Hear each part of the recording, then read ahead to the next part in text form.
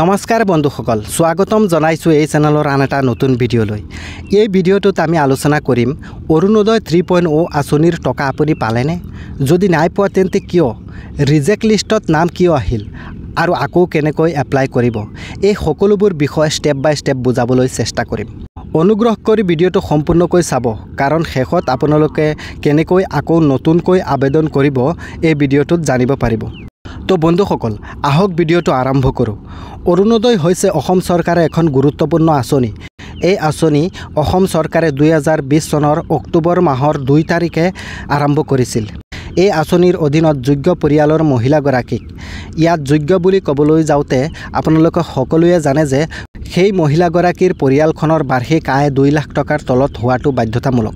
তেওঁ একেবাৰে গৰীব, দুখীয়া, বিধৱা বা শাৰীৰিক বিকাৰগ্ৰস্তও হ'ব পাৰে।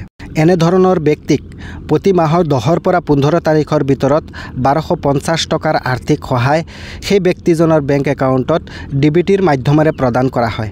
অৰুণোদয় 3.0ৰ নতুন সংস্কৰণত বহু লোকৰ নাম নতুনকৈ অন্তৰ্ভুক্ত কৰা হৈছে আৰু একাংশ ব্যক্তিৰ নাম বাতিলো কৰা হৈছে।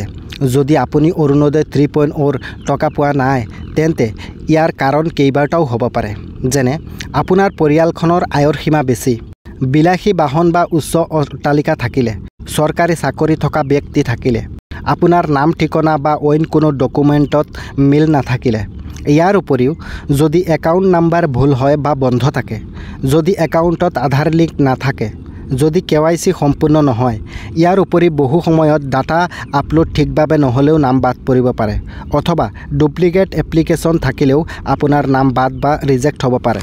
আপুনি যদি ৰিজেক্ট লিষ্টখনত আপোনাৰ নাম আছেনে নাই চাব বিচাৰে, তেন্তে গাঁও পঞ্চায়ত বা নগৰপালিকাত গৈ চাব পাৰে।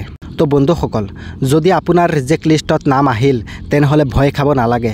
এতিয়া আকৌ নতুনকৈ আবেদন কৰিব পাৰিব। নতুন আবেদনৰ বাবে আপোনাৰ ওচৰতে থকা GP অফিচ বা নগৰপালিকাত গৈ আবেদন কৰিব পাৰিব। আবেদনৰ বাবে আপোনাৰ প্ৰয়োজন হ'ব Aadhaar card, bank passbook, ration card, income certificate. Apply কৰাৰ পিছত ডাটা ভেৰিফিকেশ্যন হ'ব। যদি আপোনাৰ সকলো ঠিকে থাকে, তেনেহ'লে আপুনি এই আঁচনিত পুনৰ সুবিধা লাভ কৰিব পাৰিব। সঁচাকৈয়ে অৰুণোদয় 3.0 আঁচনি অসমৰ দৰিদ্ৰ পৰিয়ালসমূহৰ বাবে এটা আশাৰ ৰেঙনি।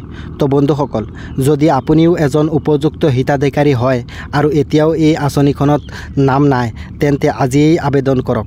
ভিডিঅ'টো ভাল লাগিলে লাইক, শ্বেয়াৰ, কমেণ্ট আৰু চেনেলটো ছাবস্ক্ৰাইব কৰিবলৈ নাপাহৰিব।